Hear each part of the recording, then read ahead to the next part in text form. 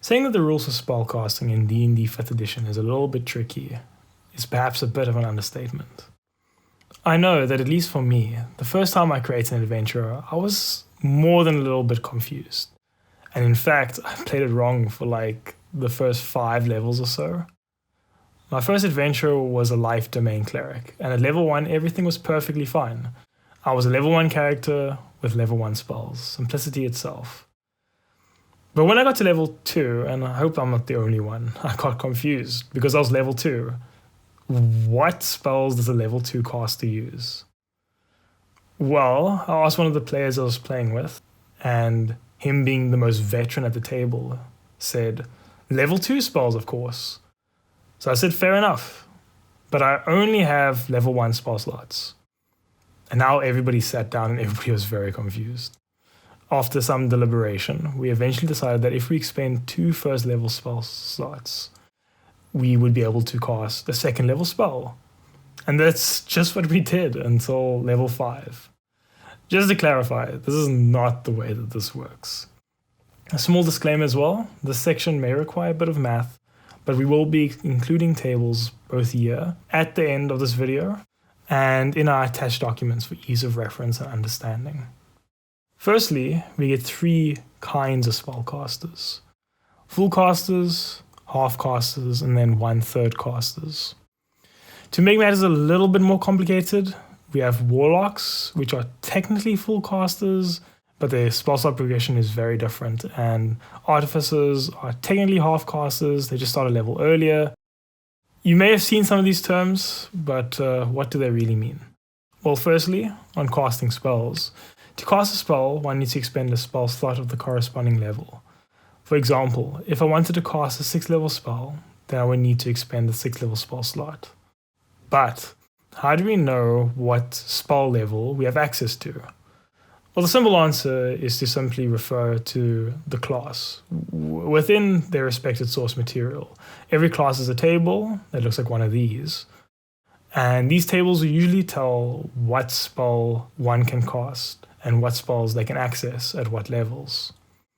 However, if you want a quick way to remember, or if you're designing a homebrew or whatever else for a full spellcaster, the general rule of thumb is to take your levels in that class, multiply your level by a half. The highest level of spell that you can cast will be equal to the number rounded up. So for example, if we are a level 7 cleric, we take the number 7, multiply by a half. This gives us 7 over 2. 7 divided by 2 is equal to 3,5. We rounded up 3,5 to 4, and thus we have access to level 4 spells at class level 7. The only exception to this is at level 19 and 20. This is simply because 5e, at the time of this recording, only has spells up to 9th level. For half-casters, our spell casting starts at level 2, and our spell level only increases at half of the rate of that of the full caster, meaning that we take our level, multiply it by a quarter, and round up. Now this may be a little bit tricky. Why do we multiply by a quarter? Well, that's because half of a half is a quarter. So let's try this out. Let's take a 10th level paladin. We have 10 levels in paladin, so we multiply 10 by a quarter. This gives us 2,5. 2,5 rounded up equals 3. Thus, a 10th level paladin can cast spells up to 3rd level. With artificers, we do the same thing. We just start at level 1 instead of at level 2, as we do with every other half-caster.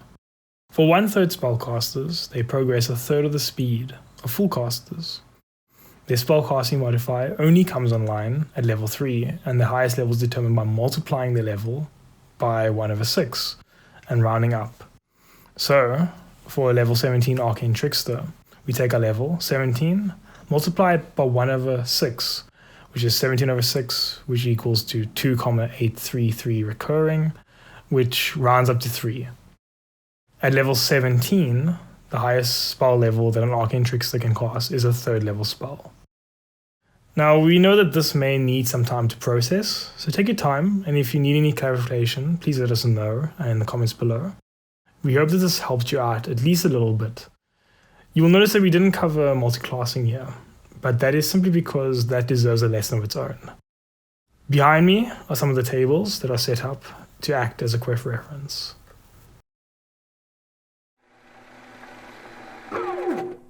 And that brings us to the end of this lesson. We thank you for your time, and we hope that you've learned something. We have included a Google Doc in the lesson description with some things to reference in-game, to make the process just a little bit easier. If you have any questions regarding the lessons or anything else, please do leave a comment below. If you enjoyed this lesson, please feel free to show others and give it a like. And if you wish to enroll in the syllabus, please press that subscribe button. Once again, we thank you, and until our next lesson, fare thee well.